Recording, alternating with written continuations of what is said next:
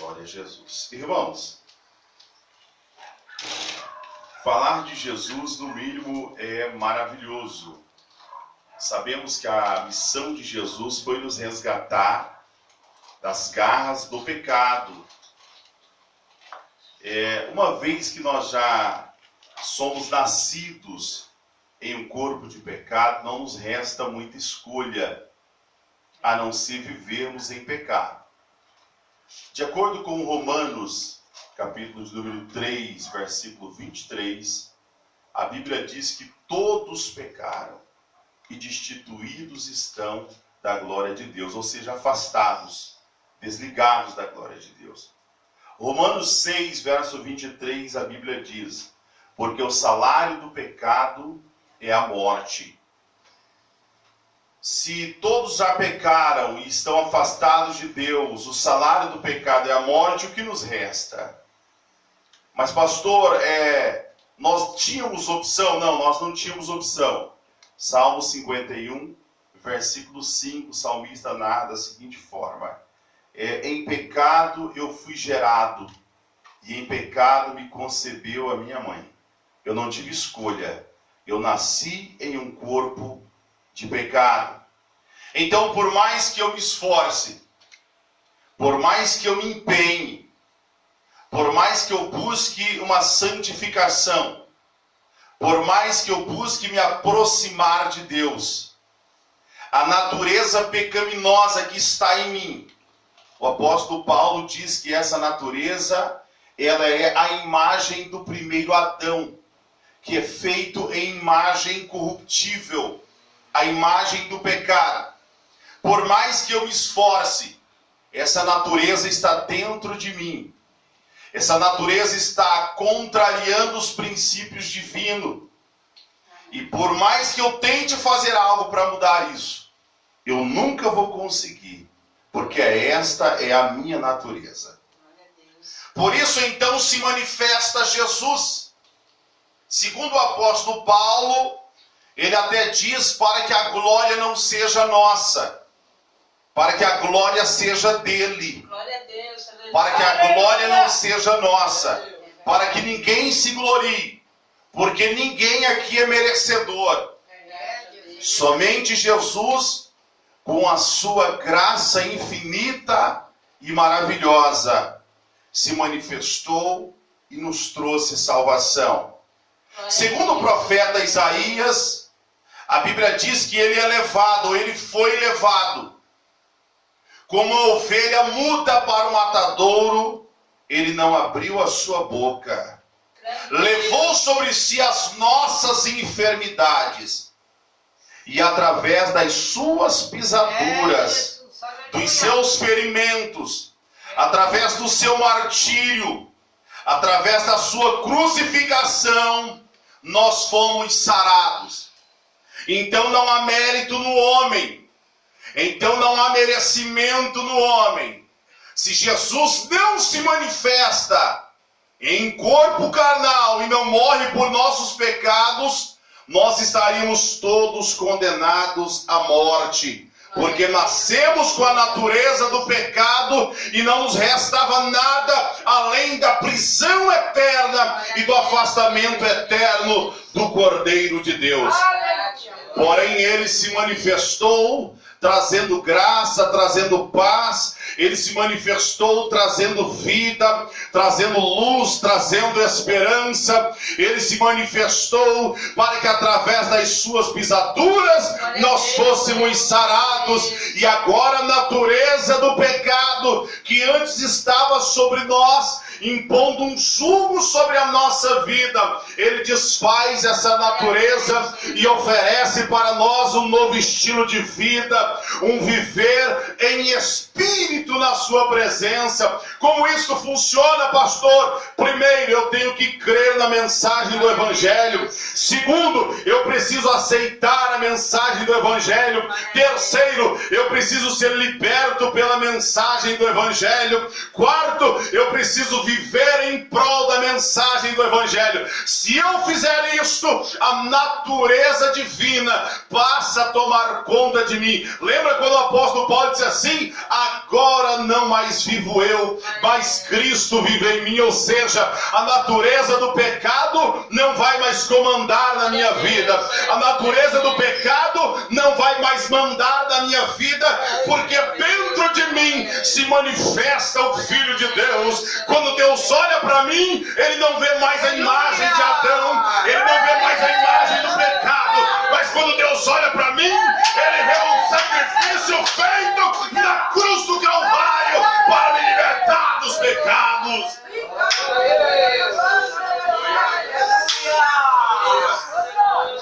Aleluia. Esta é a mensagem que liberta.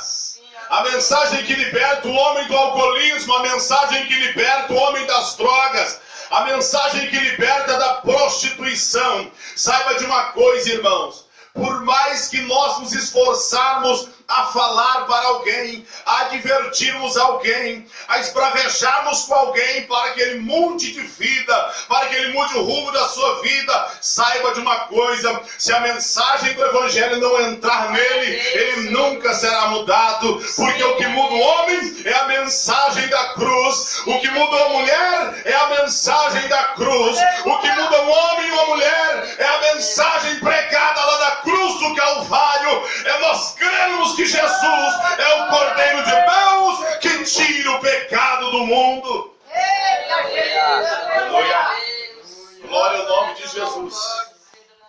Agora, note que Jesus está aqui trazendo um ensinamento para os seus discípulos, dizendo para eles: não se turbe o vosso coração, não fique aí atribulado, amedrontado, não fique aí sem esperança. Meu Deus. Crede em Deus e crede também em mim. Sim, meu Deus. E aqui eu abro um parênteses aqui para dizer para os irmãos que Jesus é Deus, tá bom? Glória a Deus. Existem fé que alegam que Jesus é um Deus menor, que Deus é o Deus todo criador e Jesus é um Deus menor. Não, Jesus não é um Deus menor, Jesus é Deus. Ontem eu ensinava lá na igreja em Mariluz que existe apenas um Deus que se revela à humanidade em 3 personalidades. Primeira personalidade, a personalidade do Pai. Segunda personalidade, a personalidade do Filho. Terceira personalidade, a personalidade do Espírito. Mas são apenas um único e maravilhoso Deus. Pastor, eu não consigo entender esse mistério. Então peça para Deus, porque existe apenas um Deus, Criador de todas as coisas, que se manifesta na pessoa do Pai Criador, que se manifesta na pessoa do Filho Redentor, Remidor, que desceu para resgatar a humanidade, e também se manifesta na pessoa do Espírito Consolador, que está nessa noite entre nós, que está essa noite dando-nos vitória, encorajando o nosso coração. E segundo o apóstolo Paulo, é esse Espírito maravilhoso que nos encoraja nos momentos que nós não temos nem mais força para orar. Sabe o que diz o apóstolo Paulo? Quando nós não temos mais força para orar, Ele intercede por nós diante do Pai com gemidos inexprimíveis.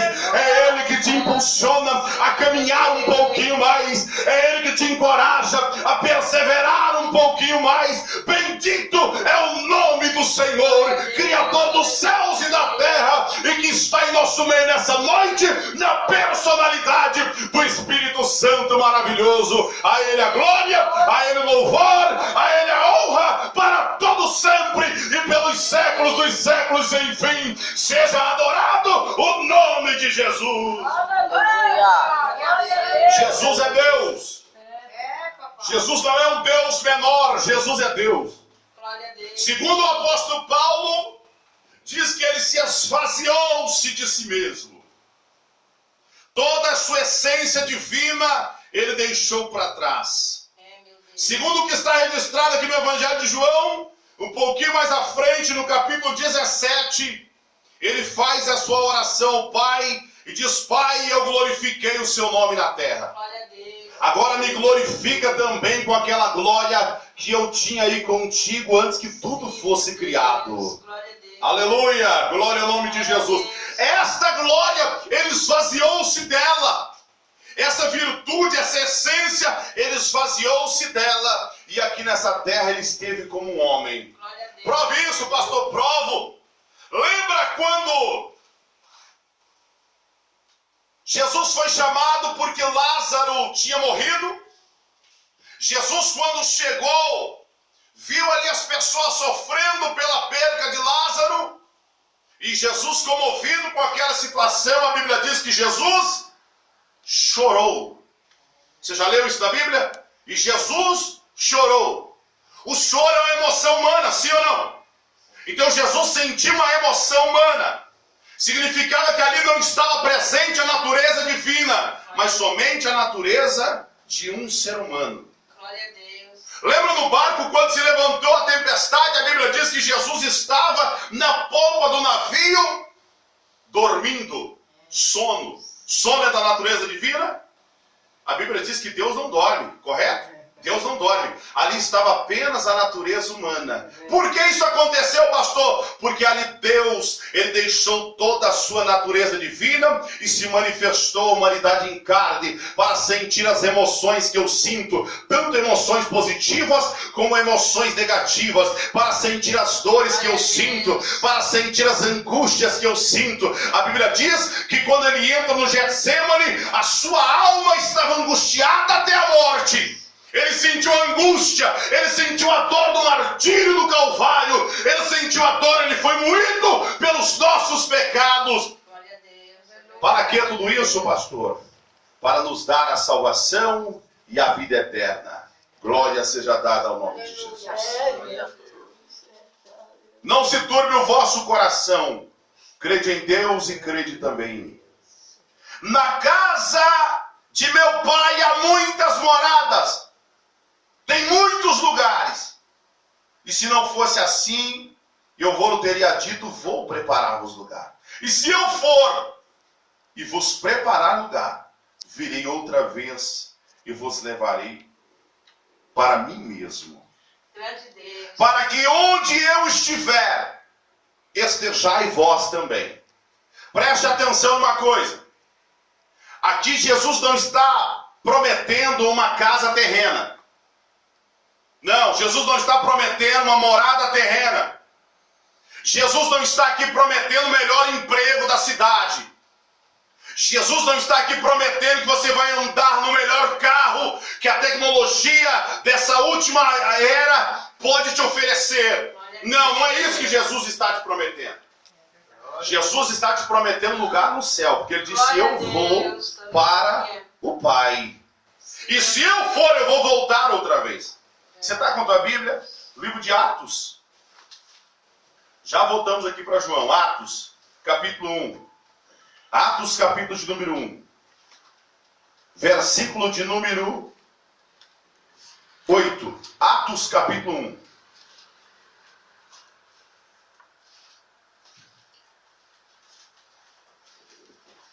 Atos, capítulo 1, perdão, versículo de número 9. Os irmãos se encontraram, eu já vou lendo para a gente ganhar um pouquinho de tempo. Preste atenção no que está escrito no texto. E quando dizia isto, Jesus dizia isto aos discípulos. Atos capítulo 1, verso 8. Capítulo 1, versículo 8. Isso aqui depois de ressuscitado. Porque depois de ressuscitado, Jesus passa uma quarentena de dias com os seus discípulos na terra, dando instrução para eles, da forma que eles deveriam proceder, da maneira que eles deveriam caminhar para terem acesso à salvação. Preste atenção. E quando dizia isso, vendo eles, foi elevado às alturas. Jesus foi elevado às alturas. Ele subiu para o céu. Preste atenção no que está escrito. Elevado às alturas. E uma nuvem o recebeu, ocultando-lhe os seus olhos. De repente Jesus estava ali falando com eles, conversando com eles, quando ele começou a se elevar das alturas, e eles foram acompanhando, quando de repente lá no alto, por entre as nuvens, Jesus foi ocultado da visão deles. Agora veja o que diz o versículo de número 10. Estando com os olhos fitos no céu, Enquanto ele subia, enquanto Jesus subia, eles estavam olhando para o céu. Eis que junto deles se puseram 2 varões vestidos de branco. Olha que mistério extraordinário. Verso 11. Os quais lhes disseram: varões galileus, por que estáis olhando para o céu? Esse Jesus, que dentre vós foi recebido em cima no céu, há de vir assim como para o céu ouvistes ir. Olha o que os anjos, aqui esses 2 varões eram anjos. Varões, por que vocês estão aí atemorizados? Por que vocês estão aí cheios de temor e cheios de medo? Esse mesmo Jesus que vocês estão vendo agora, ou acabaram de ver, ele subindo para o céu, vocês o verão outra vez voltar para o céu, para se cumprir a palavra que ele mesmo disse, que ele mesmo falou: eu vou para o Pai, mas eu vou preparar lugar para vocês. Aleluia. Agora preste atenção aqui no versículo de número 18 do capítulo 14 do Evangelho de João. Olha o que diz, ó: não vos deixarei órfãos, voltarei para vós. Quem fez essa promessa? Jesus. Jesus era quem? Deus. Então essa promessa foi feita pelo próprio Deus. Eu não vos deixarei órfãos, eu voltarei outra vez para vós. Glória a Deus. Aleluia. Ainda um pouco, e o mundo não me verá mais, mas vós me vereis, porque eu vivo, e vós vivereis. Naquele dia conhecereis que estou em meu Pai, e vós em mim, e eu em vós. Glória a Deus. Agora note o mistério dessa palavra. Vós me vereis porque eu vivo. Se ele vive, a promessa que ele fez está viva. A promessa que ele fez está de pé. E aí nós temos algumas pessoas que podem dizer o seguinte: mas pastor, desde quando eu era criança, eu ouço falar que Jesus vai voltar um dia, até agora não voltou. O pastor disse que aceitou Jesus com 17 anos. 16 anos. Já tem mais de 30 anos isso aí. Mais de 30 anos. Só na Senhora de Deus fiquei 35 anos. 35 anos. Na Senhora de Deus. Jesus não veio até agora. Até agora não veio. Mas a igreja precisa continuar crendo, sim ou não? A igreja tem que continuar crendo. 1 Coríntios, acha na tua Bíblia. 1 Coríntios capítulo 15. Glória a Deus. Tem gente que diz o seguinte: desde quando eu era criança, eu ouço falar que Jesus vem, e até agora não vem. Mas ele virá. Está mais próximo do que nunca esse dia. Mas antes de concluir, eu quero que você entenda uma coisa. 1 Coríntios capítulo 15, versículo de número 51. 1 Coríntios, verso 15, capítulo 15, versículo 51. Amém, irmãos? 1 Coríntios 15, versículo 51. Olha o que diz a palavra de Deus. Eis aqui vos digo um mistério. Na verdade, nem todos dormiremos. Esse dormiremos, ele está falando sobre a morte, o sono da morte. Porque a morte para o cristão não é o fim. A morte para o cristão é apenas um sono. Supomos então que a morte é apenas um veículo que nos leva para a eternidade. A morte para nós não é o fim. A morte para nós é um começo de uma nova vida eterna diante de Deus. Eu só lamento por aqueles que não têm essa esperança. Eu só lamento por aqueles que não têm essa esperança, por aqueles que não conseguem crer nesse mistério glorioso. Mas a noiva vive em prol dessa promessa. A noiva militante na terra, ela guarda essa promessa ansiosa, porque sabe que o dia virá, e está muito próximo, o dia da redenção da igreja na terra. Agora veja o que diz a palavra. Nem todos dormiremos, mas todos seremos transformados. Aqueles que já dormem e aqueles que estiverem vivos, todos seremos transformados. No momento, num abrir e fechar de olhos, ante a última trombeta, porque a trombeta soará, e os mortos ressuscitarão incorruptíveis, e nós seremos transformados. Olha o nível da revelação bíblica que está sendo deixada para nós nessa noite. Até quando nós iniciamos o culto, o pastor estava aqui falando de revelação. Irmão, para mim, revelação na igreja, eu vou revelar fulano, beltrano, para mim isso é tudo perca de tempo. Revelação tem que ser na Bíblia, revelação na palavra. A palavra revelada na Bíblia Sagrada, ela é a boca de Deus falando conosco. É na palavra que Jesus levanta a crente, é na palavra que Jesus dá vitória, é na palavra que Jesus fortalece a igreja, é na palavra que Jesus zela da igreja, é pela palavra que nós devemos viver. Agora preste atenção no grau da revelação dita para nós nessa noite pela palavra de Deus. Olha, presta atenção, no momento, no abrir e fechar de olhos, muito rápido. Um piscar de olhos é a cerca de mais ou menos 3 milésimos de segundo. Menos de um segundo. Abriu e fechou o olho. Esse é o tempo que vai levar para a igreja a ser tirada da terra. As pessoas que estiverem do lado, ninguém vai ver. Quem ficar não vai conseguir ver, porque vai ser muito rápido. A palavra arrebatamento significa tirar com rapidez e força, levar, arrancar da terra. Agora veja bem o que está dizendo aqui a palavra.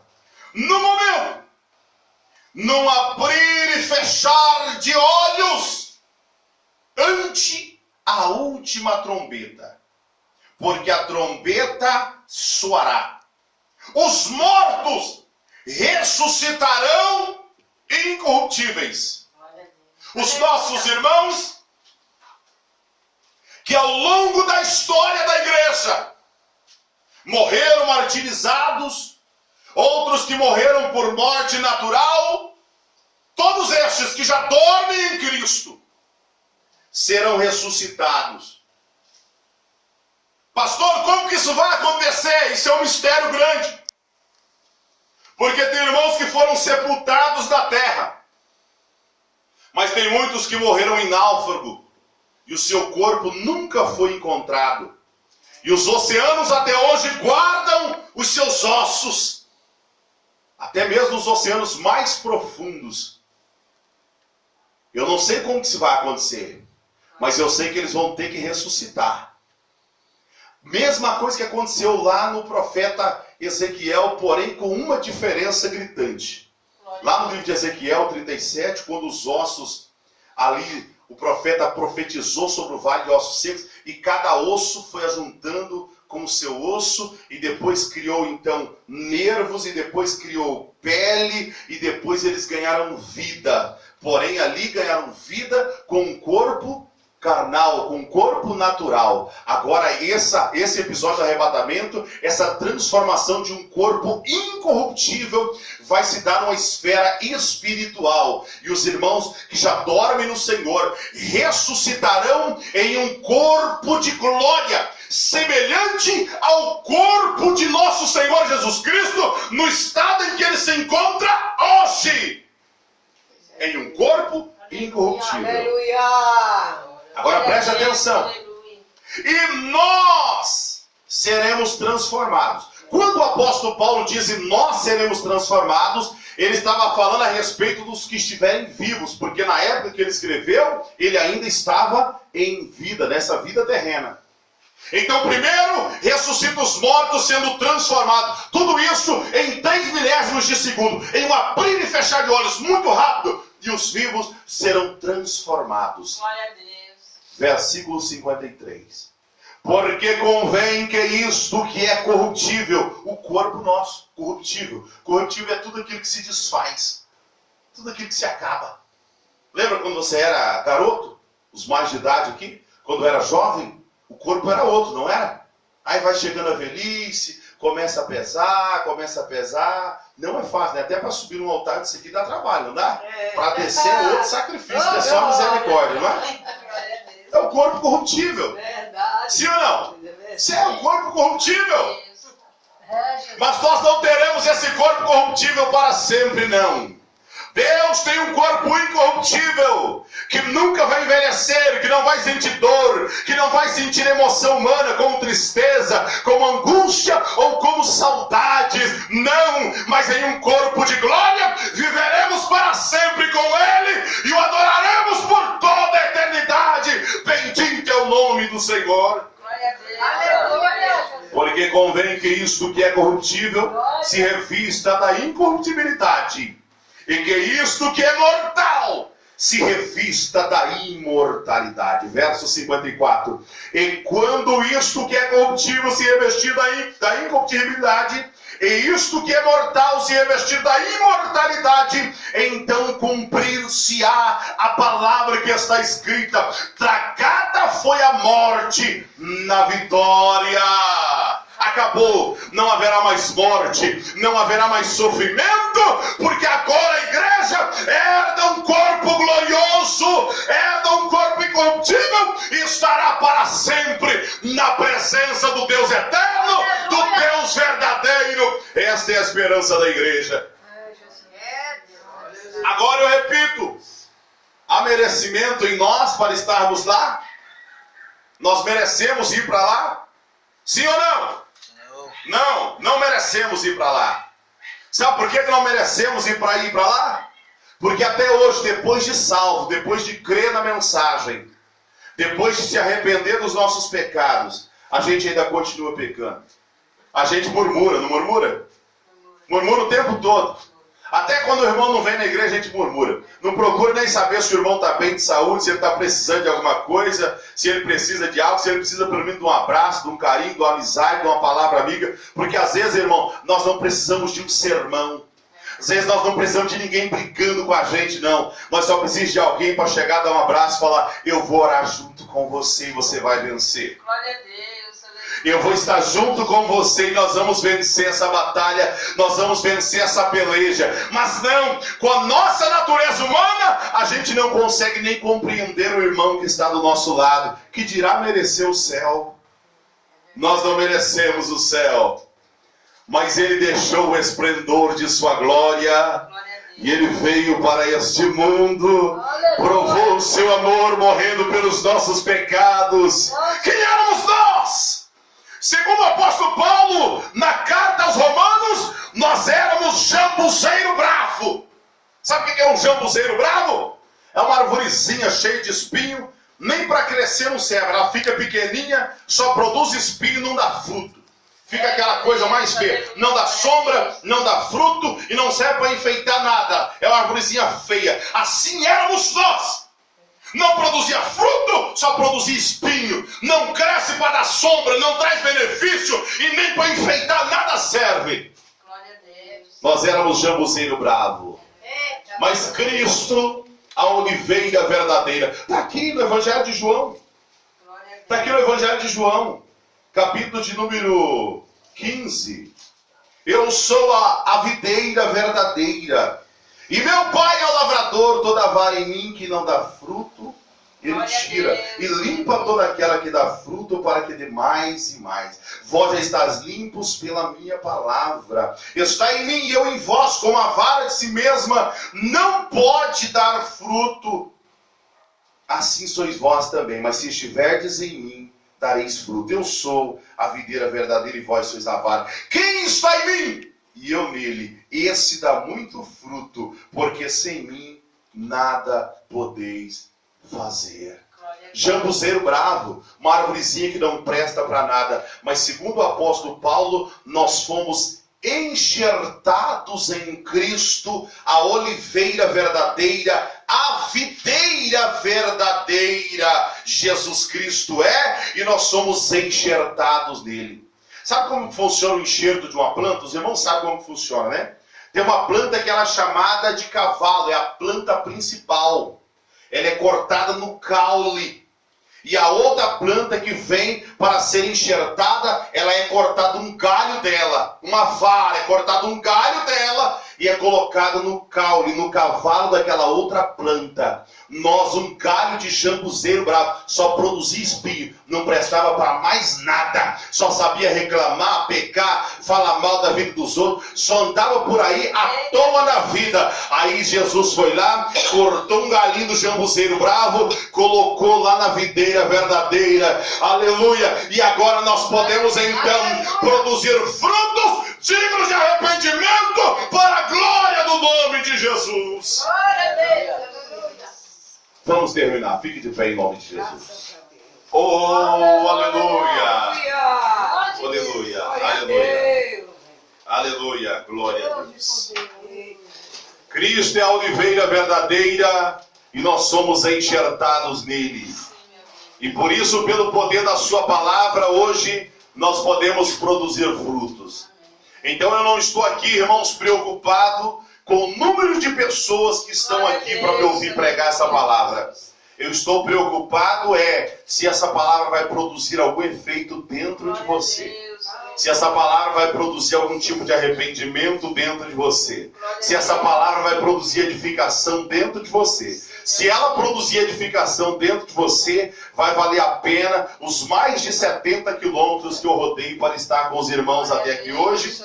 Vai valer a pena se esta palavra produzir dentro de você frutos para a glória do nome de Jesus. Amém? Nós temos uma missão na terra. Primeira missão, servirmos a Deus. Essa é a nossa primeira missão. E a segunda missão, esperarmos Jesus voltar. Primeiro, servir a Deus. Segundo, esperar Jesus voltar. Eu espero as duas coisas de você e de mim. Que você esteja esperando, servindo a Deus e esperando Jesus voltar, porque esta é a esperança da igreja.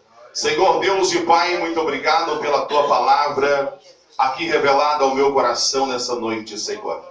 O Senhor sabe que eu sou sincero quando digo, Pai, que a revelação mais profunda está nas santas e sagradas Escrituras. Obrigado, ó Pai, pelo ensinamento dessa noite.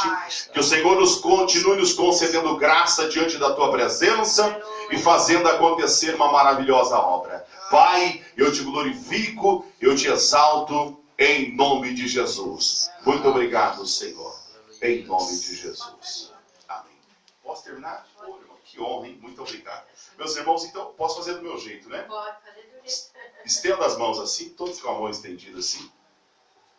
Que o amor de Deus, a graça de nosso Senhor e Salvador Jesus Cristo, a comunhão do Espírito Santo esteja com todos, e assim que todos digam: Amém. E se Deus é por nós, Quem será contra nós? ninguém. Amém. Está terminado. Em nome de Jesus, vá em paz para a tua casa.